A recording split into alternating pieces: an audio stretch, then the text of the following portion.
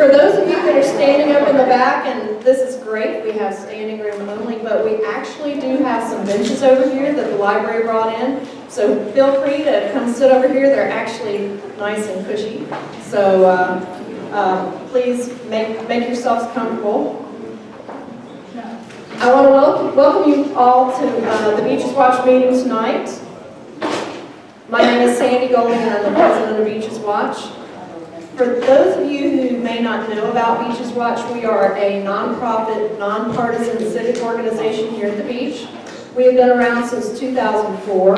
Our focus is educating and engaging citizens in the issues that come before our elected officials, so that those decisions can be made with your input on facts, actual facts, what's actually happening. So anyway, we're glad you're here tonight because this is why you're here, so you can learn about what's going on in our communities. And we're very grateful that we have all three of the Beaches mayors here. This is always one of our best meetings, the State of the Beaches. And I want to, before we get started, introduce you to some of the elected officials we have here tonight. Let's see. For Neptune Beach, we have Councilmember Scott Wiley.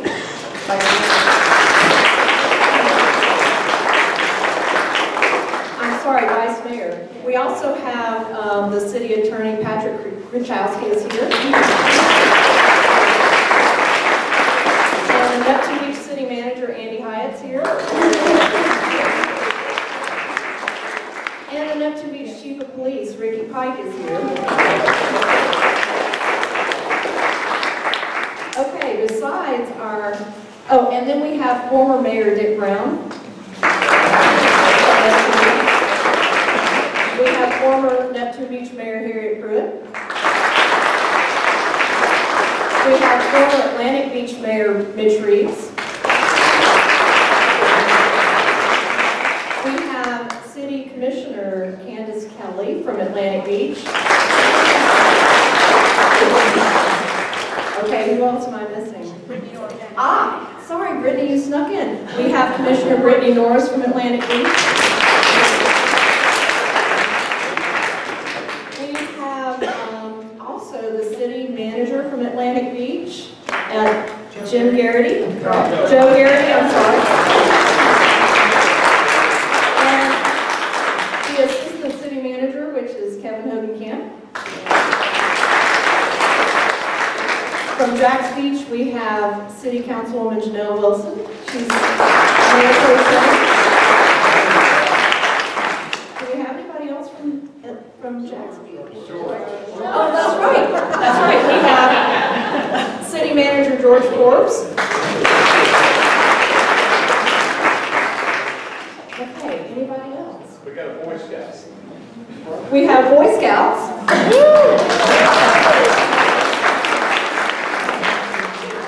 So thank you all for coming. I understand we have some UNF students here too, but I'm going to let Mayor Glasser, she's going to say something about that. But we're glad you guys are here as well. So I just want to make a few announcements before we get started.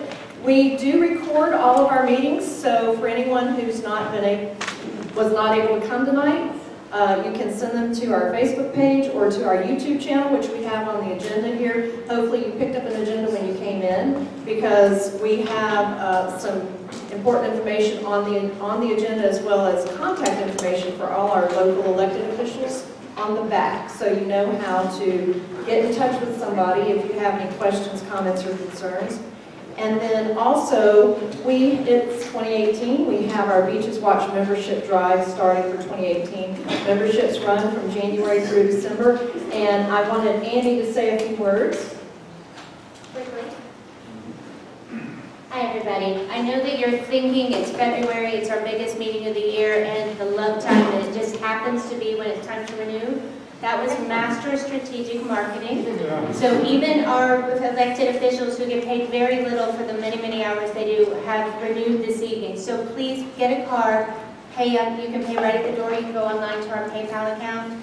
But we are a membership, not just an organization, so that you have a say in the strategic, not even the strategic, in the in how we're going to go forward and how we're going to protect our way of life and our beaches. So please be a part of that and not just be coming to the events is great, but go ahead and be a member and get online and be part of the directing of our ship because it's an important one. So thank you. I also want to mention that we do a couple of things in the year. We just recently gave a give back donation to a local beaches nonprofit, and we love doing that. We always do that in December. But then in the springtime, we give an award to our Friend of the Beaches. And this is something that we've been doing for quite some time. We like to recognize an individual, a business, or an organization that has done something exemplary in our community that's maybe impacted our quality of life. So we have opened up nominations for the Friend of the Beaches Award, and the deadline is Friday, March 2nd. The information, we're looking for people to send us nominations.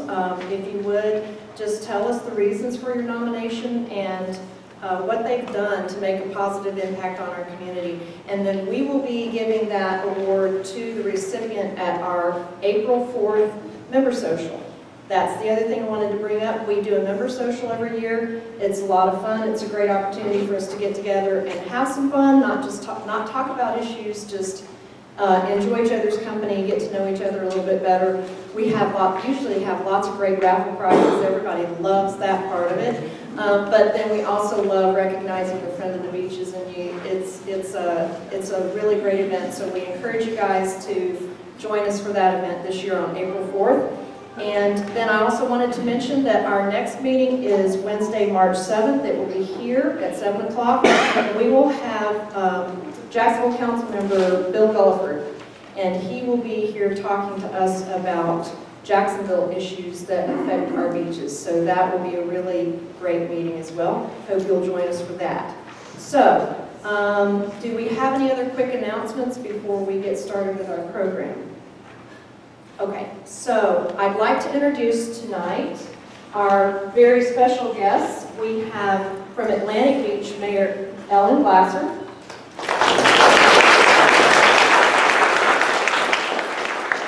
From Neptune Beach, we have Mayor Elaine Brown. And from Jacksonville Beach, we have Mayor Charlie Latham. So what we're going to do is, Mayor Glasser is going to start first, and I'd like to have each of our speakers go through their presentations first, and then we'll open the floor to questions, okay? Thanks, Sandy. I want to thank Beaches Watch for what it does in our community.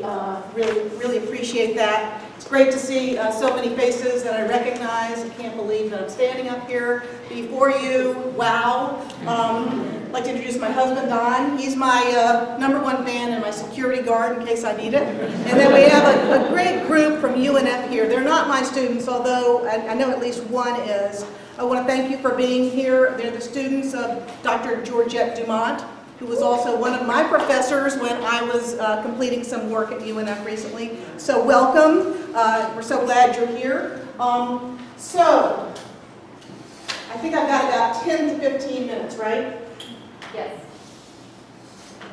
It's really an honor to be the mayor of Atlantic Beach and now to be a member of what I think is shaping up to be a wonderful team. Thank you, Joe Garrity, comes from Bernardino Beach, Kevin Hogenkamp, and all the rest, and our commissioners. I have a really great feeling about where we're going as a city. We love Atlantic Beach. You know, we have our times of entertaining politics, but we need to sometimes put that behind us and move forward and get on to the business at hand. Atlantic Beach is a lovely place of less than 14,000 people, our 3.5 miles of land mass, and our special and unique way of life. And I will report that I think that the state of Atlantic Beach is very good, although we are facing some challenges, and those have to do with wanting to do more with the same amount of money or less. It's always difficult to do that and to make those choices. We have a very engaged community. We probably have more citizen committees than the other beach communities, but our citizens have a very loud voice and we want to hear from them. We have about a $32 million budget. We have about 130 full-time employees. Our police department, we have 29 sworn officers. We swore the last two in, or the most recent two in today. And we have a lot of activity along our business corridors. The two business corridors, obviously, are Atlantic and Mayport, and we have the Central Business District. Where I fall short, I'm going to rely on my fellow mayors to fill in, and I suspect that Mayor Brown's going to talk a bit about the town center. But businesses are really thriving. We've taken a measure within the last year to create an overlay district to the Mayport Road corridor to try to make it easier to do business there. But any of you that go to eat downtown or go along any other corridors will see that it's hard to find a parking place because it's so popular. So the real challenge for us in Atlantic Beach is how to preserve, protect, and improve. And that is really what my personal goal is. As a commission, we have been working together on strategic planning recently, and we've come up with several priorities that we're going to work on as a team. And I'm going to go through them right now. Our priorities. And again, let me just focus on the fact that this is a team. These are not my ideas. We all met together, we got input from the public, and then we ranked them in terms of what we thought we could reasonably do within the next 2 years. The first one is neighborhood preservation. And this is going to be a codes, land use, and permitting quality of life initiative. We are looking at our land use and development regulations. We've hired someone to do a study of that. We've also undertaken a complete revamp of our codes because we've seen where they have fallen short in the past. You can see that in some of the development that may be too big for what you want to have in a city of our size. We're not Jacksonville, we're Atlantic Beach. We're not the same.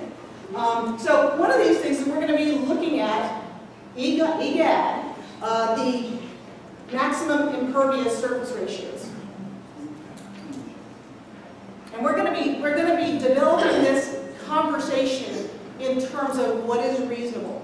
And I would argue that the factor that we need to focus on is water. When water doesn't flow and it floods, we've got a problem. So we're going to be looking at that, and I credit Mr. Garrity for being willing to take this on because it's not going to be an easy task to take something like this before our residents. But we can't have our new developments flood. When it floods and we have 11 inches of rain, the water's got to go someplace, right? That affects people's property values. It affects their quality of life. The next thing is Mayport Road corridor improvements. There has been a lot of work in this regard for many years. We have a very active business community that's working with us and worked with the last commission. But this is a public safety, quality of life, and revitalization initiative to improve safety and the area's character, including reducing the speed limit, traffic engineering augmentations, and streetscaping. I'm going to digress for a moment, and I know that we're not going to all agree on some things. But I personally am one of the people that want to reduce the speed limit on Mayport Road from 45 to 35. And I want to do it so that we can reduce the number of pedestrian fatalities that we see along that corridor. Are any of you bicycle riders? Yes. Do you ride on Mayport Road? No. Why? Well, it's not very bike friendly. It's not very bike friendly. You take your life in your hand when you ride your bike on Mayport Road. We have looked at in the past the notion of what's called community redevelopment agencies, CRAs. The last commission actually approved that, and we were going to follow through with that. But actually the environment for that is not very favorable right now. So what we're going to do is we're going to just start developing small projects in nodes along Mayport Road to try to improve it a little bit at a time. So sort of paint the picture on the box of the puzzle. Maybe go to Plaza and Mayport Road, and how can we improve that? And then have that sort of spread from node to node to node. I think if you reduce the speed limit, people will slow down. They may go more to the businesses along that corridor. There are really no places to cross the street between Atlantic and Plaza. We had a pedestrian killed there last week. Yes, we can talk about education, and that's important. But anyone that goes over there can see people darting across the road. So anyway, that's just one thing we're talking about, and I'll just sort of call around, and that's Commissioner Norris is the commissioner that represents that part of town. And again, this was part of a planning effort on behalf of the whole commission to focus on this. Give them some love, that's what we keep hearing. Next, Parks Master Plan. This has actually been something that's been sort of on the top burner for many years, many evolutions of strategic plans. I'm pointing at you, Rick Harper, because you know that's true. And yet it never really got the attention that it needed. Atlantic Beach has fabulous parks. At least 15 active and passive parks, but we need a maintenance plan for them. We need to consider whether there are other parts of town that we might acquire as parks before they're gone. We need to look at connectivity. How are they used? We want to be, people think of Atlantic Beach as a bike and pedestrian-friendly town, but we can do better. And we can do that by planning, and that will be a part of looking at this Parks Master Plan. I'm really excited about this. I'm a bike rider, and I took a bunch of people on a tour of all of our parks, and they are fabulous. You really should go over to Dutton Island Preserve if you haven't ever been over there. Put that on your to-do list because it's a marvel.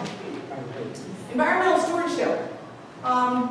Okay, people in Atlantic Beach are very vocal about protecting trees, conservation, and planning for the future in this regard. We lost our Tree City status last year. We're going to get it back this year. Atlantic Beach has a wonderful tree canopy, and we've lost some of it over the last decade. And at the same time, impervious surface ratios have gone up, so something's a little bit out of whack there. Now, we can parse that out. I know that water oaks die. I know that some trees have a life, and I'm not here to really parse that out. But we are implementing a heritage tree program. We have 3 now in Atlantic Beach, 2 on private property, 1 on public property, and you're going to see us designating more of these magnificent trees as heritage trees, really as a symbol for what we are all about in Atlantic Beach. And we'll be exploring other initiatives that speak to sustainability and the League for City certification. Stormwater Master Plan. And again, this comes back to flooding. It ties to the neighborhood initiative. This is an infrastructure initiative, and we have retained Jones Edmonds Engineering to help us with giving us a forward-thinking stormwater master plan to replace the infrastructure that we need, to add where we need. But one of the things that we talked about when we were doing this planning effort is that we've got choke points. We can do a great job inside of Atlantic Beach, but water's got to go somewhere, right? Who would ever have guessed that in 3 years we would have like 3 25-year storms with the water that got dumped on us? And I'm going to say our Public Works Department has responded wonderfully in terms of when something's going to come up, they go pump out those retention ponds. They do a great job. But that's not enough. So we want to try to see what we can do. Maybe it's a legislative fix, it would certainly be a money fix, to try to work on those choke points at Sherman and Hopkins Creeks. Because that's where the water goes. And I'm going to be talking to you, Mayor Brown, about that. I have to just digress for a second. The 2 of us, she's Elaine and I'm Ellen, and people are already starting to mix us up. So I'm Ellen Brown, she's Elaine Glasser, so I apologize for that in advance. And thanks to the last commission, I think we'll be running for re-election in the same year, so that will really confuse people. So get used to it, everybody. Fund balance, management, and allocation. There's our new commission. John Stinson is a carryover, provides a wealth of experience and expertise, but there you see Commissioner Kelly, that's me in the middle, Mike Waters, Commissioner Stinson, and Brittany Norris, who is, I hope you don't mind me saying, the first woman of color that's been elected to position in Atlantic Beach. Long overdue.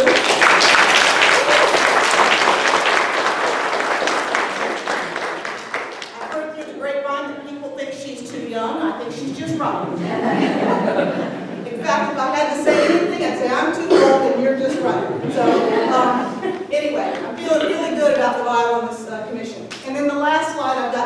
for you today is beautification and signage.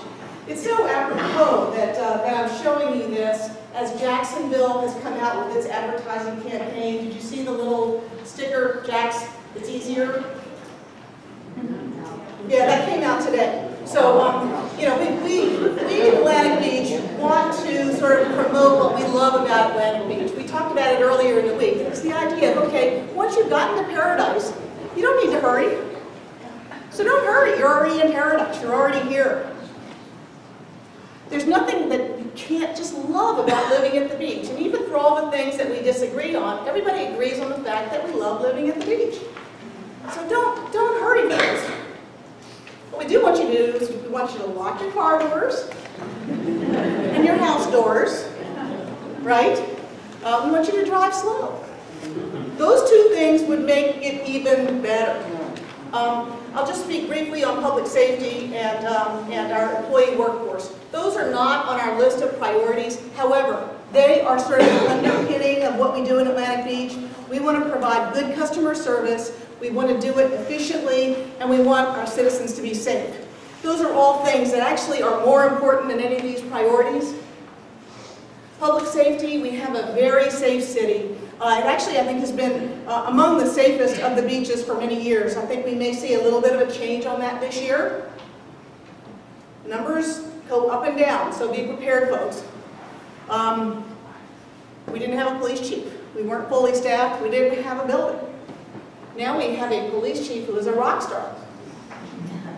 This is Michelle Cook. She's looking at trends and patterns, and if we've got an issue with car burglaries in this part of town, they're focusing on that instead of just doing it the same old way. I'm really excited about what we will see in terms of more effective law enforcement coming up in the future. She's working on accreditation for the department, and that's all a good thing. But anyway, we want to have a branding initiative that encompasses what we love about the beach, our parks, our beach accesses, and our neighborhoods, with vital input from our committees. And I think I've gone over my time. What? Oh, my husband wants to tell me this. He wants me to tell you this.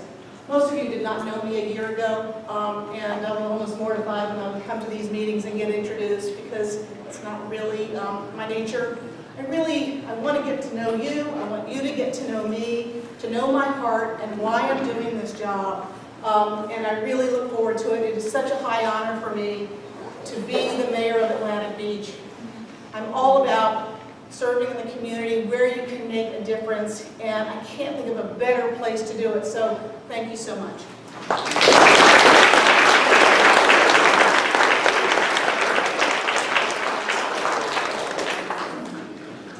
I'll let you talk about legislation and what's the other thing?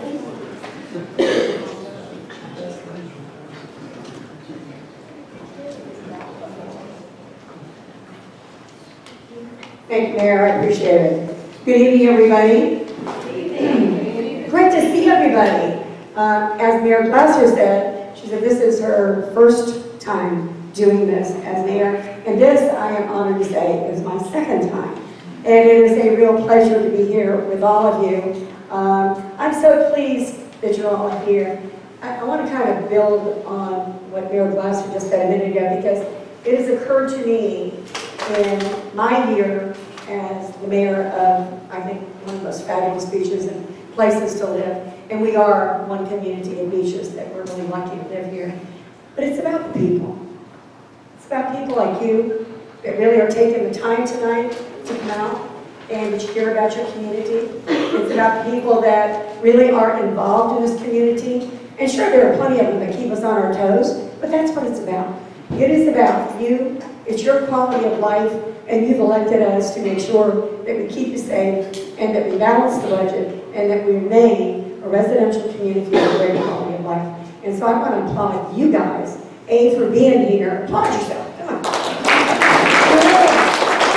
You are taking the time. I know you could be doing other things. Even if it's just watching a movie on Netflix, you could be watching something, but you're here. And I appreciate it. Except for you. All right, let's see if we can go through this. I'm going to kind of go a little bit faster here. And yes, here we are. I will tell you that we are the smallest of the beaches. We are 7,200 square residents and 2.2 square miles. This is our city council, and my vice mayor is here, Vice Mayor Wiley. We've got a great city council, very dedicated, and I would like to tell you that we've implemented, since I got in office, a position of having each of the city council members chair a committee, and they give a lot more time than just showing up every other week. They really are involved in everything from our budget and making sure that the budget, in fact, that's what Councilman Wiley's one of his favorite things, and one of the things that we're so pleased that you do. And they take the time to really drilling down and making sure we stay on budget. We've got the smallest budget. We're about $4.9 million, and we are truly blessed in that property values are going up, and we are also blessed in that we're trying to keep everything that would affect you down, like taxes and millage rates, etc. And we have no increase in the millage rate in 2018. You got a pretty picture. You know, we have a drone. We have a drone. Did I tell you guys last year about the viral? We have a drone, and you may say, oh, how frivolous. And let me tell you a couple of things. It's already been used by the police. If there was something to happen at any of the beach schools or what have you, the drone can absolutely help, and we'll be in contact with public safety, with all of the beaches. And we have our great Chief Pike is here, and I will tell you right now, in working together, our deputy manager is a pilot, certified pilot, and we have used it to get some really beautiful pictures, but we're also using it for safety on the beaches, and certainly in the future, if we ever need it, for things more serious. And so, we have a drone. I'm not. All right. The retirement fund for the police, that's always something you hear about in other cities, especially in major cities, and we are 88% funded, which is a very, very good place to be, I'll tell you that. New commercial development. I know that you guys, Mayor Glasser hit on it. You know, it is crowded in the town center. It's a success. You know, sometimes we're lucky enough to find a parking place. Many of us just ride bicycles up there. More and more golf carts coming up there. But truly, we have a great place for good food and certainly great community gatherings right there. These are some of the newest of the commercial entities in Neptune Beach. And I don't know if you've noticed the great signage that we have down in the town center and the improvements that we have there.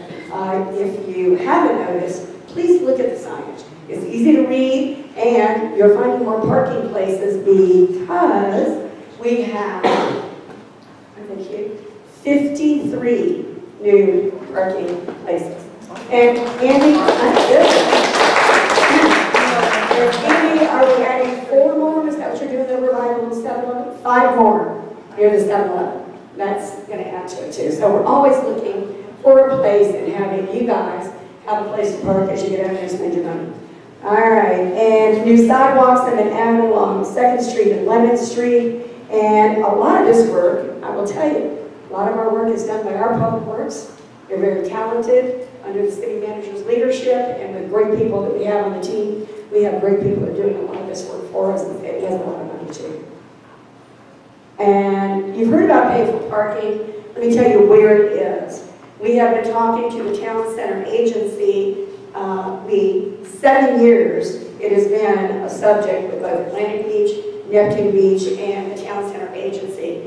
And we are closer than we've been before in looking at a vendor who can supply what the kiosk would look like and how you would pay. We are not settled on what we would pay and how we can make sure that citizens get some credit for living here by getting a cut in what you be paid for parking here. So that's one of the things that we're working on. It's not here yet, but it's coming through Atlantic Beach. They're working very hard. We're working very hard.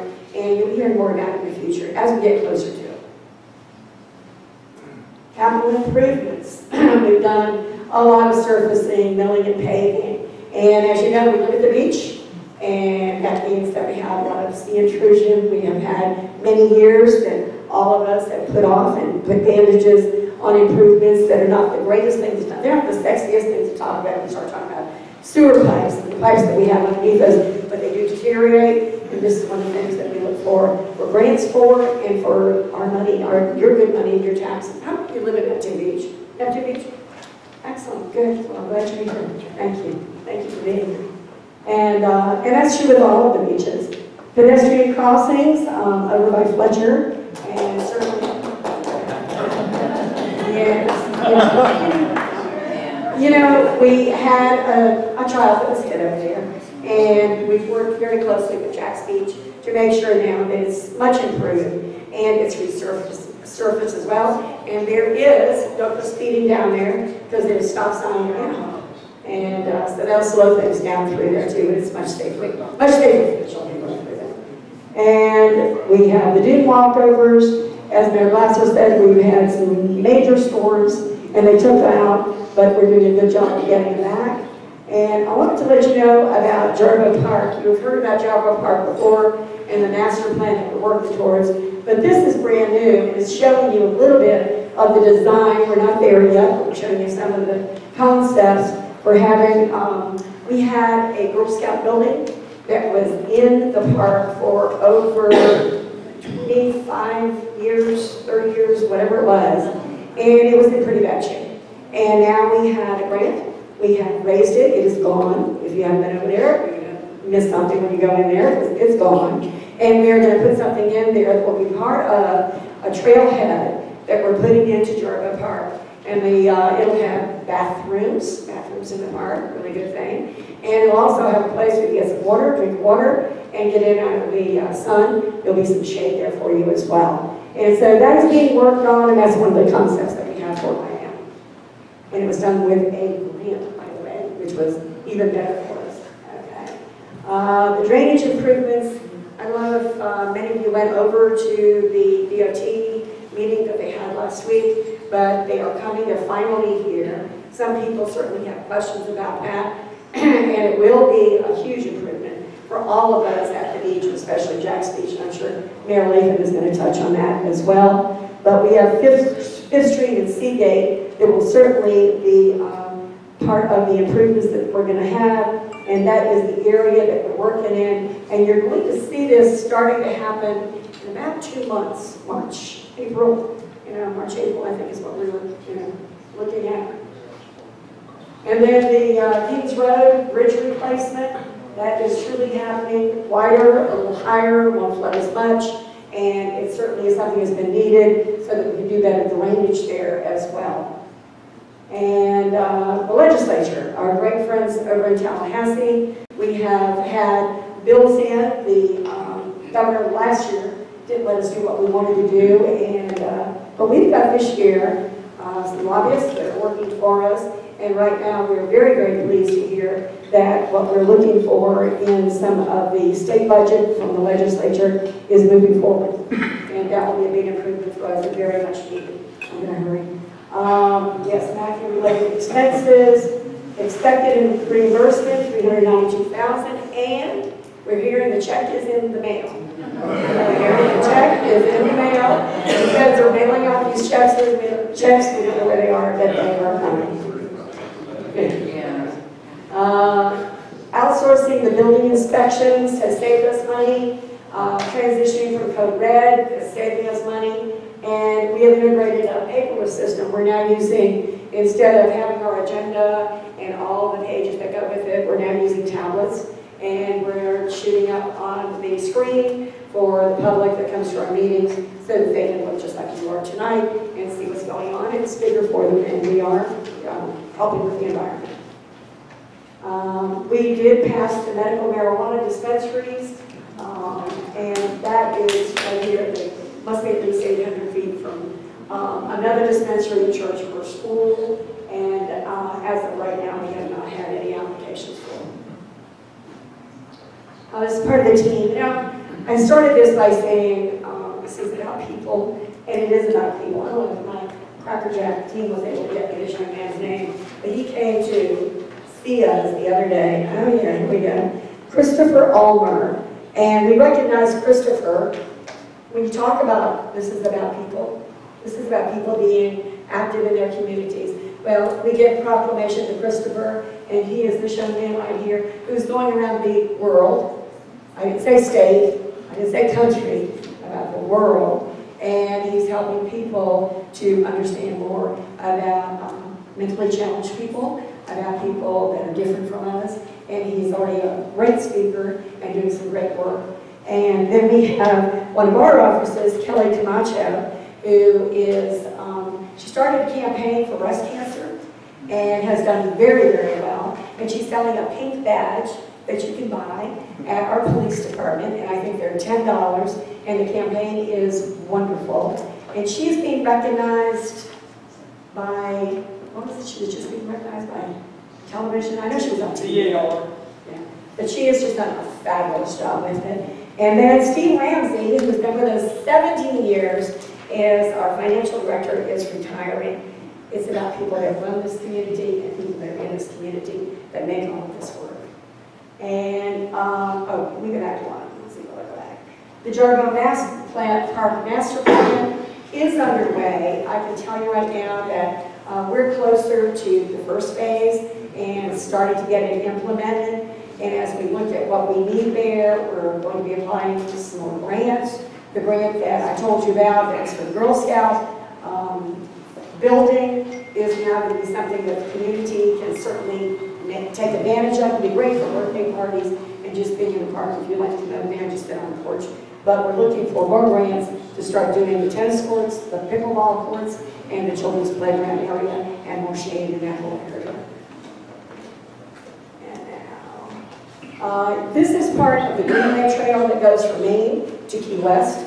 And we now have the Greenway Trail. We're part of the Greenway Trail. The blue that you see is already completed, and we're going to be doing the green. And that's Florida Boulevard, and that's Jarbo Park that you see right there. I can't really reach it, but where the green is leading to.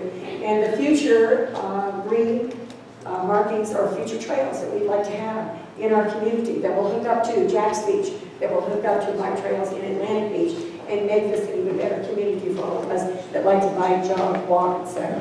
So it's something that we're really all working on, but certainly in Neptune Beach, this is something that's already got completed, and Jarbo Park will be a trailhead that I think will be something that we'll all be proud of, but it'll also make us a real part of the East Coast Greenway Trail.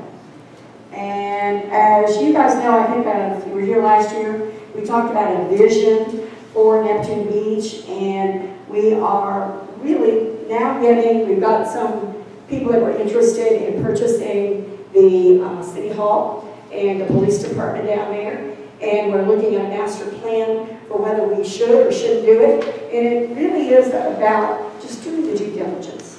You know, maybe is there something you need to do, could do, should do. It's in the central, both of those buildings are in the central business district. They're non-tax paying. And could they bring in revenue, and is that where they should be? Those will be some of the things that we're looking at. And that is not something that has been decided or is in near it, but we are getting some interested people who are looking at it and presenting some plans to us and some thoughts on it. And the City of Neptune Beach, as mayor, I want to thank you. You can stand up if you're beside me. I want to thank you guys for being here. It is about people. It is truly about being a part of a community and communities that work together, play together, and as I can truthfully tell you tonight, have fun together too. Thanks for having me.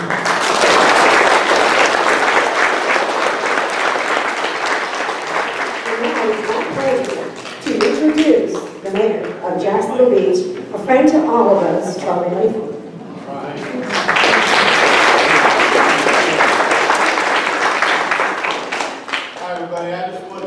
Before I begin, my lovely bride is in the back of the room. She just completed her two-year term as Beaches Council on Aging President and President of Dial-A-Ride. And I want to brag on her for a minute. Most of you remember before she took over the board, we were usually calling emergency meetings to find funding to keep things going for a month or two. When she left the office, she left $65,000 in the bank and was hired an executive director. So I'm very proud of you, and thank you, Kathy, for all your work.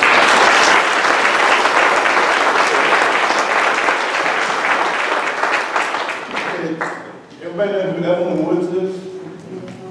Yeah. Speed reading lady. We're gonna do the Evelyn Woods version of Jacksonville Beach. In Jacksonville Beach, we're in the quality of life business. We did have some, obviously, hurdles here in the last couple of years with Matthew and Irma. Our Beaches Energy, which Neptune Beach also enjoys the services provided by Beaches Energy, was one of the last to go down in the state of Florida and one of the first to come back. We're very proud of our troops.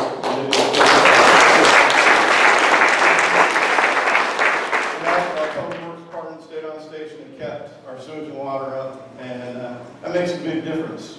So you don't have to boil water and everything else. But Governor Scott was so excited he came over to welcome the troops and thank them for all their hard work. So thank you, Governor, for coming in and a beefcake shot there in case anyone Governor was also very supportive with his cabinet. This is then CFO Jeff Atwater, who came in to talk to us about FEMA funds and look at our damages and help us get the appropriate stuff set up and taken care of. He was very helpful to us. Irma brought water that we've never seen before. This is Lake Huguenot, which is right across the street from Panera Bread off 3rd Street. And you can see that the water flooded all the way up to the homes and the garages there. So it was pretty significant. And Jimmy Petronas, the current CFO, was sent by Governor Scott. And again, we took time to walk around and look at the areas that we're going to do some problems. And we filed, what's our FEMA total up to now, 1.4? About, well, for this last one, it's about 1.2.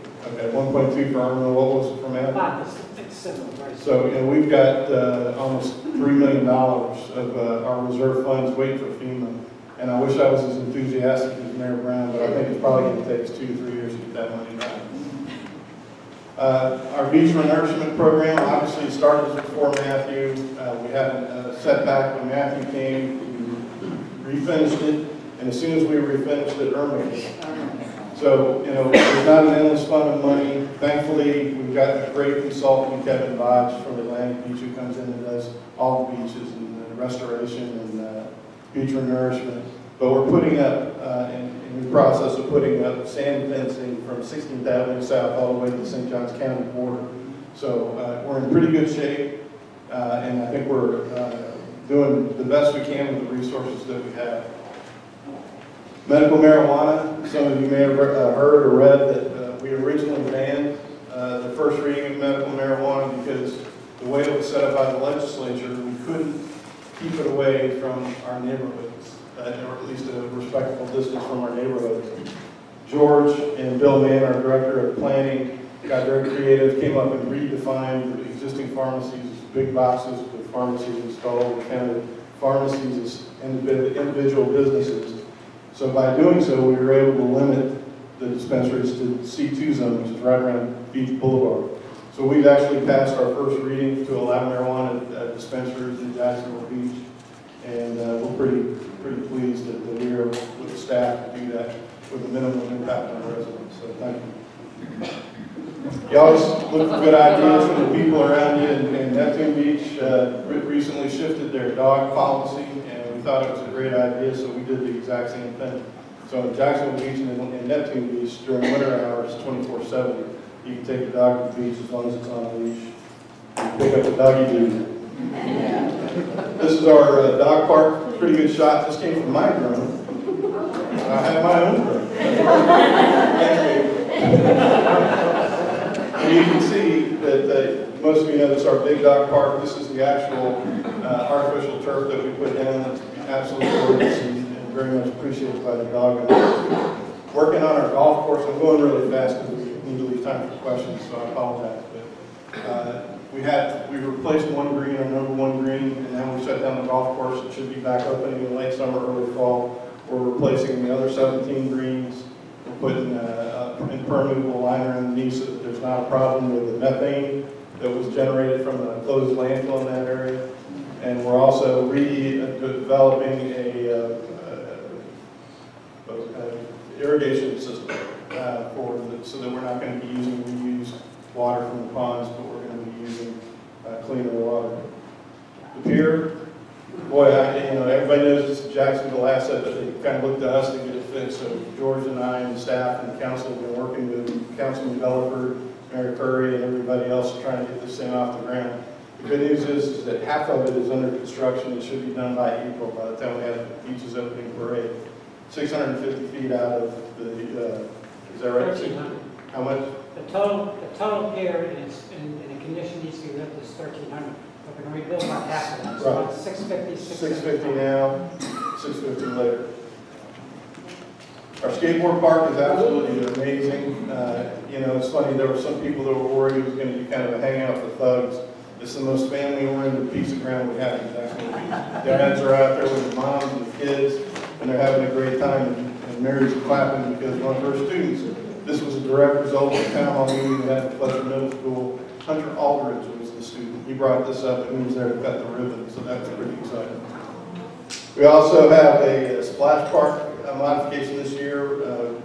The water pressure coming out of that was kind of significant for toddlers, so we're putting together another one. George's granddaughter can come in. Downtown, we got a lot of things going on. A couple hotels that we're looking at near Castle Marina. One of them is owned by Margaritaville Group. We've got about 70 events scheduled for our plaza downtown on a regular basis. Deck of chairs, Curtis Loftus, you here, Curtis? Curtis did another superior job with deck of chairs this year. We've got art walks, car shows, everything happening at the beach, and family friendly as we can be. Okay, I'm going to take a minute because I think this is really important to talk about home rule. Everybody talks about it. You're reading the paper, you're seeing it all over the state. There's a lot of upset people about home rule. What is home rule? Back, I think it's the 10th Amendment. Where's George at? Is that right? 10th Amendment was the State Powers Act. And then in 1968, there was a Constitutional Revision Commission where they took a look at putting power back into the states instead of having everything being run by the legislature. It went before a resolution, it went referendum rather, and it went for a vote. It was overwhelmingly voted in by citizens because they like the local government to be in control of what's happening in their community. The Home Rule Powers Act was enacted in 1913, and you can see that it gives us the ability to basically manage resources in our community, respond to you as the closest form of government to you. And these powers don't extend to the fiscal home rule. So what's happening? Why is everybody upset? Many legislators sincerely believe they're better equipped to handle local issues. A lot of people disagree with that. I'm one that disagrees with that. Only 30% of our representatives and 22% of our current senators have even served as officials. So they've never been in they don't walk through Publix and get harassed by people who says, we need to do something about that dog park. They're in Tallahassee and they don't have any constituents bothering them that much. So it's important. Community redevelopment agencies. Those of you that have been around a while know that Jax Beach was a blighted community, and it was rebuilt on the back of 2 CRAs, one in our downtown district and one in our southern district. And I know Atlanta Beach has been looking at possibly one in Mayport. There's some cities in South Florida that have misused them. There's no question about it. There was one mayor who received $48,000 over 3 years. I don't know what she did to deserve that money, but obviously that's not what CRA is for. We had another Southern Florida community that used their CRA money to fund a rapper, bulldog, or pit bull, or something like that.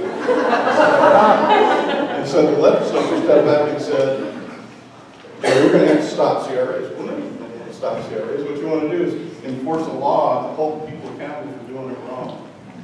But many legislators believe in a one-size-fits-all type of mentality. Jacksonville Beach, Atlantic Beach, and Neptune Beach are not Miami Beach, and they can't be used the same way. So I would encourage you all to watch your legislators. Are they voting for constituents, or are they voting for leadership? You can go online, myFloridaHouse.gov for the House, and FloridaSenate.gov for the Senate. You can look at the issues that are being voted on, and you can see how our legislators vote, and hold them accountable, just like they hold us accountable, because they work for you. We share constituents, so we're very passionate about this.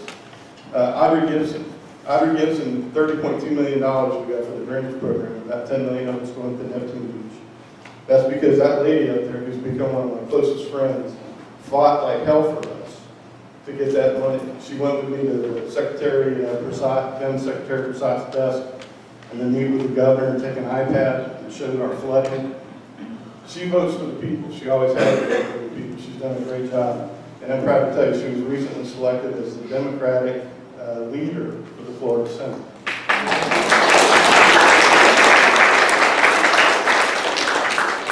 And she did that by taking care of her constituents, not by taking care of leadership, and now she is leadership, so I'm very proud of that. What is home rule impact? How is home rule impact Jacksonville Beach? We're going to be debt-free in 2020. And we don't do that without that. Are we blessed or what? And I always put a little thing up there that says, tourists call it a vacation, we call it the weekend. So, thank you very much, Beaches Watch. It's a little short, but I wanted to give us time for questions. And, thank you.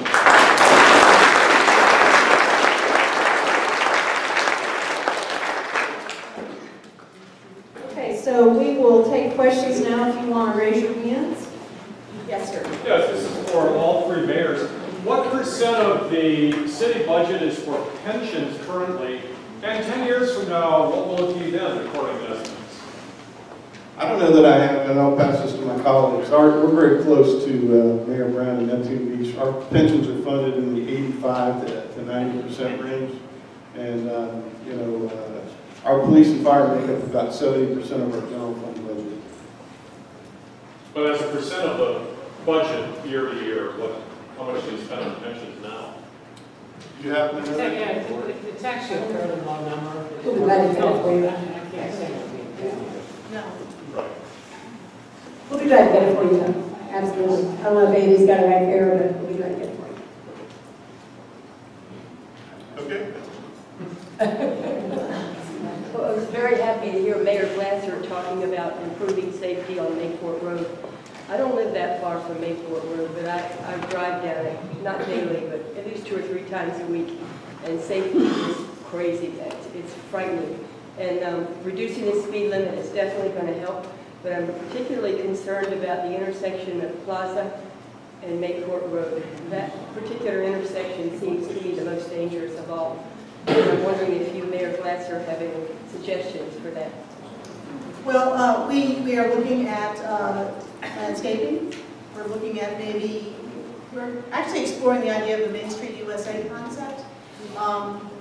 Maybe we don't need 3 lanes here. So it's a little premature to say. We've met with some people that actually did the study for the CRA, trying to use those ideas as we move forward in this environment that's not prevalent to CRAs. So it's a little early for me to say, Diana. I just want to thank Mayor Latham for talking about home rule. I didn't get to the piece of my presentation that related to the legislation, and he is right on with that. It makes me wonder, you know, what the disconnect is. And they never lived in a city. Maybe they never served as a local official, but they never lived in a city to understand how they work. So you're right on with that. Thank you, Diana. I hope to give you more at a later time. Yes, ma'am. Okay, I live in Atlantic Beach, and I live on the beach. I have a great pleasure. And we're very concerned about the state of the beach and the erosion of the dunes. I live north of 18th Street. We have not been nourished. Our little community is thinking about putting in sand fences, but I want to make absolutely sure that if we do that, that it's going to be in compliance with the law. And we're working to get the permits. But Jacksonville Beach is doing the sand fencing. Is Neptune Beach going to do it? Are you getting funding? Can I speak to Atlantic Beach first? And yes, that area of Atlantic Beach, 18th, 19th, 20th, did not get renourished in the first go-around because it wasn't part of that contract, and we recognize it got decimated along with some areas in South Jacks Beach. You guys are doing the sand fences as a municipal project, I think. Right now, we are focusing on educating people that live in that area to install the sand fences, and you do have to get a permit to do it. It has to be done by March the 1st, and they are working marvelously in terms of the Bernoulli effect and the mounds of sand. That's how those dunes got created in the first place. Who is going to expedite those permits? Because getting permits can be I can give you the name of somebody that can help with that, and I'll just also call out Kevin Brown here in his club with Fletcher. He doesn't do sand fencing, but he's planting a contractor who has done the sand fencing. Yes, and give you his name. Well, we have already. But I'm just saying, is that that's the way to go? Absolutely, absolutely. And we're also waiting for reimbursement. We're waiting for about $5 million to come back from Matthew. And when that happens, we're not sure if we're going to be able to expedite an entire renourishment project or whether we may do it in fact, Dr. Kevin Bodge presented to both Jax Beach and to Atlantic Beach in terms of the state of the beach and how we're not in as bad a shape as people might think. But I'd be happy to follow up with you. Can I add something real quick? If it's Anybody at any beach that does the sand fences, we've already done them in Atlantic Beach. As soon as they put this fence in, we planted 450 COs behind them. We'll come and do it. All you got to do is call, get me at Fletcher. We're doing Ponte Vedra and South Jax. So as soon as the fences get up and they are working, they gained 18 inches in about 25 days. So it really depends on the sand, the wind. But anybody that does the fence, get me at Fletcher. We'll come put COs in. George? Well, I just had, my first question is, I was really disappointed not to see me in any of the slides. The real question is that for all 3 beach mayors, you talked about all these nice things that you want to build, but I was surprised nobody mentioned the November ballot question, an extra 25,000 homestead exemption, and how will that affect your cities in the future? That's a very good point. There was one of the things the legislature did last year was generate a referendum that will be on the next ballot in our community that extends the homestead exemption for another $25,000. The negative to that is that each of the communities will receive a huge loss of revenue associated with that. So what they've effectively done is said, look, we're saving you money. It's up to the cities to absorb that. And in Jacksonville Beach, I think it's close to $500,000. Yes. So that's a lot of money. The other thing about it, and one of the things you want to keep in mind, is that the bracket of people that can use the benefit is very small. So it's creating a kind of a benefit for a very small portion of our population. So keep in mind, if you're going to see it on the ballot, you can say, oh wow, this is great, it's another $25,000 off of my homestead exemption. Only if you're within a certain bracket, which is a pretty small bracket, are you going to be able to take that benefit. But what you're effectively doing with your yes vote is taking money away from your budgets that pay for your police department, your fire department, your public works department. As well, I was going to say, as well as Parks and Recreation. And when you look at that, it's got to come from somewhere. And where you start saving money is in the places that we don't want to. We want to continue to help serve with a good quality of life here, and that will cut back so poorly for everyone in the cities. Sorry. Of course, Atlantic Beach is smaller than Jax Beach, but we anticipate that it's going to be a shortfall of about $250,000 to our revenue. And when I refer to, we're being asked to do the same with less, this is one of the things I was referring to. I was also referring to a pension shortfall that we have in Atlantic Beach. Not to mention debris removal. I mean, we've gotten hit with a number of really big items. The homestead exemption question will be Amendment 1 on the ballot on November 18, and we have to think about that as a tax shift. It's not going to benefit the majority of people. It's going to hurt small business owners and the people that do not own homes. And we have to be united as cities on this, because it's easy to see how that message might be lost with the voters. Yes, ma'am. I'm a resident of Atlantic Beach. I do not live on the beach, but I will say I was very disappointed to see that up to 20th Street was not replenished with dirt. I didn't understand that. I didn't think it was fair. I don't know why it completely didn't go up to Hannah Park. Well, they didn't do Hannah Park, and they didn't do the military. Hannah Park is But the contract of the Duval County Shoreline Protection Act dates back to 1978. It only went up as far as it went. I mean, that was just the way that it was. Well, why? It should go up to. Well, I'm assured that in the next renourishment, it's going to go all the way up to Atlantic Beach. It probably won't be Hannah Park. It probably won't be the base. But we are not going to miss it the next time. Okay, thank you. Did I get that right? Yeah, it's a long story, but it's engineering. Kevin Bodge, they had more, you had more land from the rack line to where your condos or your streets were compared to Ahern to 18. And it just wasn't part of the project. And that's the bottom line. It was all engineering. Thank you. Maria? Thank you. Mayor Latham, thank you for talking about home rule, because that is a major issue. One of the major factors that is, I think will affect our entire beaches area is our tree canopy. There's a Senate bill that is going through committee right now. Senator Stubbe. Senator Stubbe, right, who is heading up Tally Knows Best, which is that whole, whatever you want to call them. But it's basically taking away the power of the local municipalities over trees and tree mitigation, tree removal, that sort of thing, and it's putting it in the state's hands. So that's something that we all need to be concerned about and really be aware of. Atlantic Beach for us, I know tree canopy is one of our major priorities in preserving that, but it should be for all of our beaches. My second point is to Mayor Brown. As far as the parking in town center, is there public input as to what the parking solution is going to be? Are you talking about the paper parking? Yeah, paper parking, or is that something that's just going to be? Yeah, there's been several meetings, and there have been more, there are more scheduled, that we're going to be looking at, and there will be a lot of talk about this before we get there. It's one of those things that we know that it will help us to keep the landscaping in there beautiful, make it safer, put in more pedestrian crossings, and it will give some of the revenues to the cities for things like the Christmas lights and the things that we need in there. It's not revenue producing that we're looking for as much as upkeep of the infrastructure that we already have there, and having a lot of people that come from other areas help to pay for them. But there's also a payback for that system, right? I mean, there's going to be a payback for it. So I just wanted to do a plug real quick. Atlantic Beach Preservation is holding their monthly meeting on February 22nd, and it is about the town parking.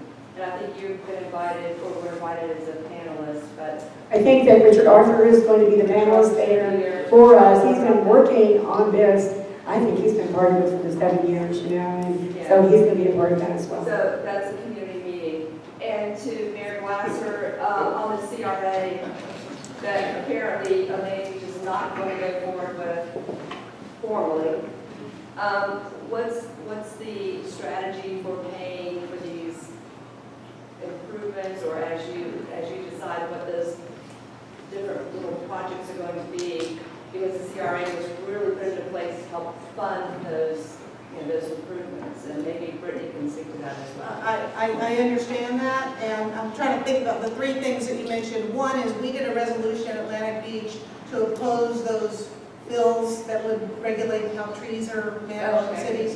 That's one thing that we did right away. We communicated with the legislature on that. Parking. This is really about a concept called churn. I mean, you have people that work there, people that are going to the beach, people that are staying at One Ocean, that are using the parking places that people that want to go to restaurants want to get to, and they're sitting there for a long time. And so the idea is to keep those vehicles moving. The advantage of the paid system, which again is going to get public input, is that you can set it up in such a way that you can pay $1 for the first hour and then 50 for the next. I mean, you can set it up however you want. I'm not suggesting that we're going to do that. I looked at her face. That's not what I'm suggesting. But it's very user-friendly in terms of, if you go there often, you basically just use an app for it. And there has been an opportunity for a public comment. We're going to have to do something. This system is actually used at UNF, and I know you're familiar with that. We have a sample here who can tell us whether they like it or not. Okay, CRAs. Yes, the legislature has reintroduced this bill to oppose them. We've been told by the city of Jacksonville that unless we have a really clear vision for what we want to do, we're not going to be successful with that. So that's why we've sort of scaled it back to what's our vision for Plaza and Newport Road? What's our vision for that? And then what's our vision for maybe Atlantic and Newport Road? Where are we going to get the money? We are meeting with people that are going to help us try to get some grants for that. I want to tie into the East Coast Greenway along with Mike Companion here, Mayor Brown, to see about maybe doing some grants for that. It's early in the process. Well, I'm glad you brought the East Coast Greenway up, because it really did not connect in Atlantic Beach as it was intended. No, it's not. Because of the conservation easement that was somehow passed through the city of Jacksonville from Hanna Park, which blocked that, which would have been the more feasible connector. I will let you say that. Talk to Mr. Gulliver. Yeah, exactly. That'll be next month. I just want to say a couple of things. Number one, how exciting it is for me to listen to the other beach cities talking about parking problems. Thank you both for that. And also, I'm going to drive the point home and help you understand why this home rule thing is so important. I think it was 2008. First off, let me preface by saying I'm a staunch supporter of the Second Amendment. My wife and I both have concealed weapons permits, and I believe everybody has that right to protect themselves and their family. That being said, 2008, the legislature created a law that prohibits municipalities from being involved in gun laws, period. Not only are we not allowed to enforce gun laws, we're individually and personally fined $5,000 if we go and stop somebody who's walking down the road with an AK-47 because they can tell us that they're going fishing and they're taking that gun to protect themselves. That was done in Tallahassee in 2008.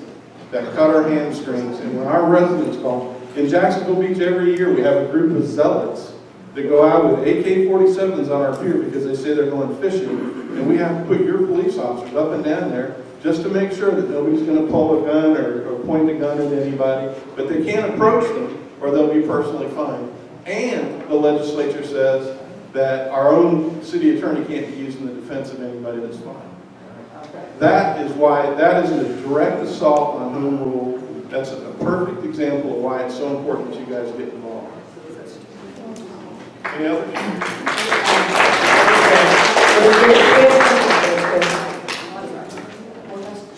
Hi, I live in Jacksonville Beach. I just have a question. So CRA, y'all are looking to possibly adopt that. Do you pick on which areas that money can only be funded to? Because I know he said it was central to downtown and South Jack. So I know, is there a reason why you can't spread it throughout the whole? There's very specific reason. The reason that, Can you repeat the question? the question is there a reason that we can't spread CRA money outside the areas of the CRA? You've got to identify the area of the CRA. It's got to meet several criteria. It's got to be blighted. You've got to have a vision. You've got to put a plan together. And then you generate a TIP fund, which is a tax base that's established, and everything that goes beyond that tax base generates a revenue that you use in these CRAs. They're so closely regulated. We've got a governing body called the Community Redevelopment Agency that approves every dollar that's spent. You can't spend $1 outside of that CRA using CRA money. Now, here's a good example down on 1st Street through 16th Avenue South. We're doing 1st and 2nd Streets. Beach Boulevard to 16th Avenue South. 12th Avenue South, I believe, is the border for the, is it 12th Avenue South is the border of the CRA? 13. So we're paying out of our funds to finish it all the way to 16th Avenue South because we can't use the CRA money, even though there's a balance. And so the good news is if we're not spending CRA money in your area, you're not in a blighted community. But what we do want to do, though, is if you have concerns about specific issues that involve appropriations, let us know so we can budget for it, because we're happy to do that. Can I just, the power of having the microphone, so that I'm not in trouble when I get home. I didn't mention my wonderful husband being here, former Mayor Brown. As I finished, I sat down and I didn't have to mention my name's Brooke. Any other questions? Yes, ma'am. Hi. What is the plan to restore beach access in Jacksonville Beach on the walkways? We have, it's a constant battle. There's a lot of sand movement right now because of the storms. We put $100,000 in our budget, is that correct, George? $100,000 in for walkover maintenance, annual budget. Yes, we spent about $500,000 on another storm. Right, post-storm repair. So we're continuing to move judiciously and repair those as we can, but we put up a $100,000 a year in the budget to allow us to do that. Governor Scott, by the way, put $200 million in the budget to allow us to draw from state funds to help beach issues like that. So that's one of those things that we will continue to work with Tallahassee. Yes, sir, I'm going to say this to you, Mayor Latham. I'm really surprised that nobody, this is your 5th time to be here? Yes. Okay. Nobody at Jack Beach resident hasn't asked you, are you still considering taking down the stop sign with the roundabout? That was always a question to you every meeting. We have two roundabouts in Jacksonville Beach on 2nd and 1st Street. One's got yield signs and one has stop signs. And everybody gives us a hard time about that, but that's what the traffic engineers put, and we have a hard time changing it because they've been certified by our traffic engineers. Thanks, Mitch. Good question. Well, I just didn't want to go with that. Thanks for coming out, Mitch. Around 13th Street, one of the hotels, I call it, they walk over the dune to go into the hotel. And I went in there and talked to them, and they said, we're waiting to put a brand new walkway from their back door, which is only about 40 yards from the public access, over the dune. Is that their expense, or do you have to do that? Without looking at it, I'm not sure. If it's contiguous with what we're doing, that's something we can look at. But this is If it's for the hotel and their customers, it's not. Ocean One is the name. Ocean One. Okay, that's Atlantic Beach. Oh. So it's interesting that as a private building, they are, looking for your money. One more question in the back? Yes, ma'am. Thank you for bringing up the impervious surface area. You're welcome. It seems to me that a lot of the new houses that are being built by the developers are getting variances, especially in Jackson Beach, to increase to, most of the lot size. And it just seems to me that we're fighting all this flooding, and we're spending money on flooding, but we're not paying attention to the size of the houses, and we're creating more impervious areas. Well, just speaking real quickly for Jacksonville Beach, I'll let the others respond. We put our boards through some training at the middle of last year after the sequence of elections and appointments were done. And we've taken a much tighter turn on density and what constitutes the need for a variance. And we've trained our boards a little bit better. I mean, there's been some problems in the past, but I think that's something we've adjusted. In Atlantic Beach, we are also taking a much harder view of variances. But I just want to say, when you look at the pavers as semi-pervious, once the grout lines set, they're not semi-pervious, they're impervious. And so that's one misnomer. But we've got some areas, Atlantic Beach, you can argue about how much it was built out, but we've got these areas that are ripe for redevelopment. The Royal Palm, the middle area, over there on the west side of Atlantic Beach. And so this is why we really need to be having this conversation about density and how much of it should be pervious and impervious. So it's not going to be an easy conversation, but it really is all about water. It is, and it's the developers that are driving the size to be most of the lot, which is upsetting. Okay, well, thank you all for your questions, your good questions.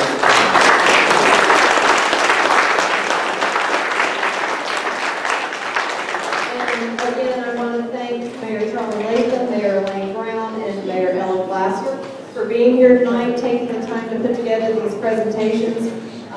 And they are very accessible. I encourage you, if you have any other questions or comments, I'm sure they'll be here for a few minutes, and you can talk to them. And I'd like to remind you, we want to recognize the good things that are going on in our community, so please think about an organization or a business or a person that would be a worthy recipient of our Friends of the Beaches Award, and send in the nomination by March 2nd. And then please plan to come to our meeting next March on the 7th. And Councilman Gulliford, I can guarantee that will be a good meeting as well. So thank you all for coming tonight. And have a good